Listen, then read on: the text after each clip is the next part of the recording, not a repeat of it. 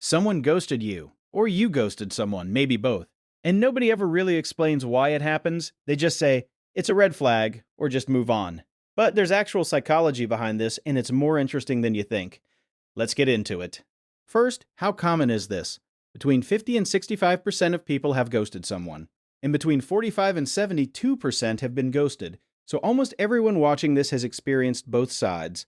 And it's not just dating. Half of people have been ghosted by a close friend. 1 in 4 have been ghosted by an employer during a job interview. It's everywhere. So why does it keep happening? Researchers interviewed people who ghosted and asked them directly, why did you do it? Almost all of them had a clear reason. This wasn't random or thoughtless. They just never shared the reason with the person they left. The most common answer? They thought it was kinder. They didn't want to hurt the other person, so they said nothing, which sounds strange. But to their brain in that moment, sending "I'm not interested" felt painful and awkward. Saying nothing felt like it just disappears. The problem is, it only disappears for them. Other reasons people gave: they had social anxiety, they felt overwhelmed, the relationship felt unsafe, or they just didn't know how to have that kind of conversation. And about 1 in 3 said they ghosted because they were going through something mentally and couldn't handle the interaction.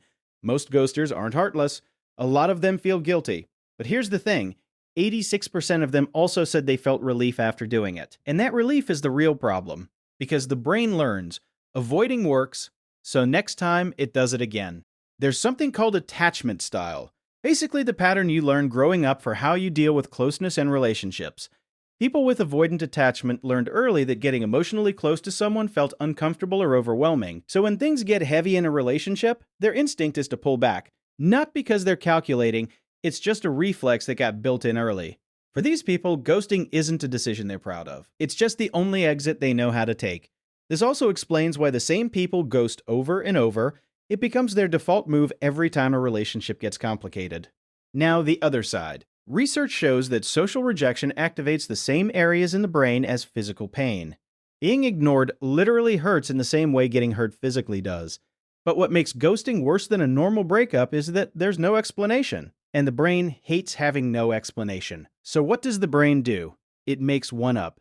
And almost every time the story it tells is, I did something wrong, I wasn't enough, it was my fault. That loop, replaying conversations, looking for what you did wrong, that's not weakness. That's just what brains do when they don't have a real answer. Ghosting takes away 3 things at once: your sense of connection, your sense of control over what happened, and your confidence. All gone with 0 information to work with. Here's the part that flips the whole thing. Studies tested whether people who got ghosted could guess how much the ghoster actually cared about them. They almost always guessed wrong.